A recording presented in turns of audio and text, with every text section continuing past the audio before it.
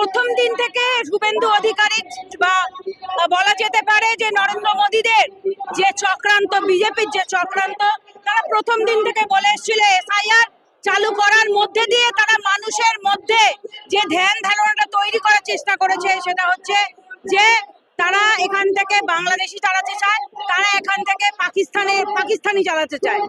পশ্চিমবঙ্গের ক্ষেত্রে মূলত আমরা দেখেছি তারা রোহিঙ্গা গল্পটাকে তারা ছড়িয়ে দেওয়ার চেষ্টা করেছিল। আজকে যখন খসড়া বেরিয়ে এসে দেখা যাবে যে যেই অংশের মানুষ, যে যাদেরকে টার্গেট করে রোহিঙ্গা বলা হতো, যে সংখ্যালঘু, এই দেশের সংখ্যালঘু মানুষ মুসলমান মানুষ, আমরা দেখলাম সেই সংখ্যাটা তুলনামূলক কম। কারা বাদ গেছেন? বাদ গেছেন এই ভারতবর্ষে যারা দীর্ঘদিন ধরে বাংলাদেশ থেকে, আমরা সবাই জানি যে বাংলাদেশ এবং পশ্চিম বাংলার মধ্যে একটা ভাগ হওয়ার ফলে, এই ভাগটা সাধারণ মানুষ করেনি, এই ভাগটা ওপর থেকে স্বাধীনতার সময় হয়েছিল। এবং আমরা জানি যে বহু মানুষের এখানে আত্মীয় আছে, ওখানে তাদের পরিবার আছে, এরকম বহু মানুষের জীবন যাপন এরকম হয়ে আছে। এমনকি আমাদের বন্ধু বান্ধব, আমাদের পরিবারগুলো যারা ও দেশ থেকে এসছে, তাদেরও আমরা দেখতে পাবো যে বহু আত্মীয় স্বজন ও দেশে আছে।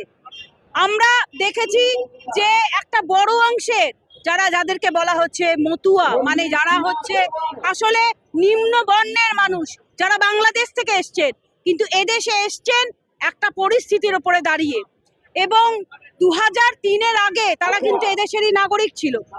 আইনটা বদলে দিয়ে আজকে একদিকে 2003-এর আইন বদলে দেওয়া হলো, অন্যদিকে আজকে এসআইআর নামিয়ে এনে আরো বেশি তাদেরকে বিপদের মুখে ঠেলে দেওয়া হয়েছে। আজকে দেখা যাবে যে এই যে মতুয়া মানুষ যারা এই দেশে দীর্ঘদিন ধরে বাস করছেন, তাদের অধিকার আছে, তারা ভোট দিয়েছেন, তারা সরকার নির্বাচিত করেছেন, আজকে বলা হচ্ছে যে তারা এই দেশের নাগরিক নন। আজকে এক কলমের খোঁচায় তাদের নাগরিকত্ব কেড়ে নেওয়া হচ্ছে। তাহলে কি তাদেরকেই রোহিঙ্গা বলা হচ্ছে? এটা আমাদের প্রশ্ন।